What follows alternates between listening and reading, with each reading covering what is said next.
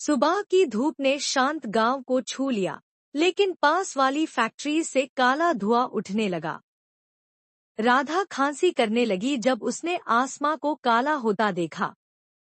जेनो उसके पास आया और अपने पंख फदफदा के हवा साफ करने लगा। गांव वाले नाक ढक के बाहर भागे। पक्षी और गायें भी सांस लेने के लिए जूझ रहे थे। राधा के दादाजी ने जंगल की तरफ इशारा करके कहा, स्मोक मॉन्स्टर्स जाग गए हैं। राधा की आंखें बड़ी हो गई। Smoke monsters? उसने पूछा। दादाजी ने उदास होकर कहा, फैक्ट्रीज का काला धुआं अब मॉन्स्टर बन गया है। जेनो ने जोर से पंख हवा पे मारे, धुआं साफ करने की कोशिश की। पर काला धुआं ने विशाल रूप लिया, लाल आंखों वाले बिग मॉन्स्टर बन गए। स्मोक मॉन्स्टर फैक्ट्री के ऊपर गरजने लगे। राधा ने अपनी मुट्ठी बंद की। हम अपने गांव को बचाएंगे, उसने हिम्मत से कहा। जेनो ने हाँ में सर हिलाया, उसके विंग्स लाइट में चमक रहे थे। दोनों फैक्ट्रीज की तरफ उड़ गए। जितना आगे बढ़ते गए, हवा उतनी ही काली होती गई। चारों तरफ से अजीब फुसफुसाहट आई, वापस जाओ, छोटी लड़की। जेनो ने जोर से छींक मारी और उसके मुंह से आग निकली जिसे एक ग्लोइंग रास्ता बन गया।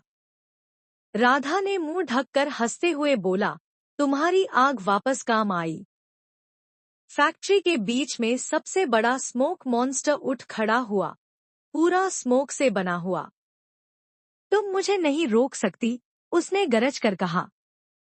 राधा चीखी, हम साफ हवा और पेड़ों से लड़ेंगे। उसने अपने बैग से छोटे सैपलिंग्स निकले। स्मोक मॉन्स्टर जोर से हंस पड़ा।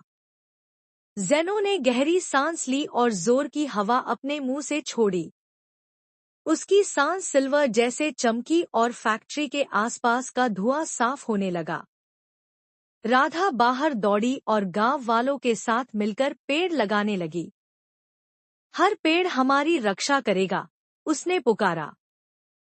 पेड़ ग्रीन रोशनी से चमकने लगे और उन्होंने स्मोक एब्जॉर्ब कर लिया। मॉन्स्टर चीखने लगे और छोटे होने लगे। जेनो की साफ हवा ने उन्हें मिटा दिया। अचानक एक मॉन्स्टर ने जेनो की पूंछ पकड़ ली। मैं तुम्हारी आग की शक्ति ले लूंगा, उसने हिस करके कहा। राधा चिल्लाई, नहीं जेनो। राधा ने जल्दी से बीज हवा में फेंके। बढ़ो मेरे दोस्त, उसने चिल्लाया। बीज चमकती हुई ग्रीन वाइन्स बन गए। वाइन्स ने स्मोक मॉन्स्टर को लपेट लिया और वो धुआं में तब्दील हो गया। जेनो आजाद हुआ और एक आखिरी साफ हवा का झोंका मारा, जिसे वो मॉन्स्टर पूरी तरह गायब हो गया। धीरे धीरे धूप वापस आ गई। पक्षी वापस गाने लगे। गांव वाले ताली बजाकर राधा और जेनो को गले लगाने लगे। राधा ने आसपास देखा और मुस्कुरा के बोला, देखो, जब हम नेचर का ख्याल रखते हैं, तो वो भी हमारा ख्याल रखता है।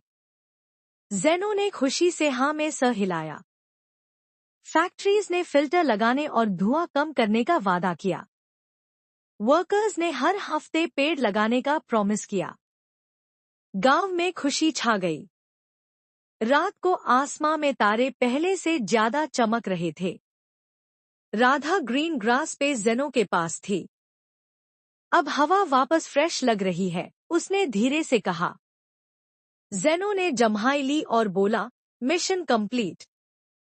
राधा हंसी, हाँ, लेकिन कल हम और पेड़ लगाएंगे।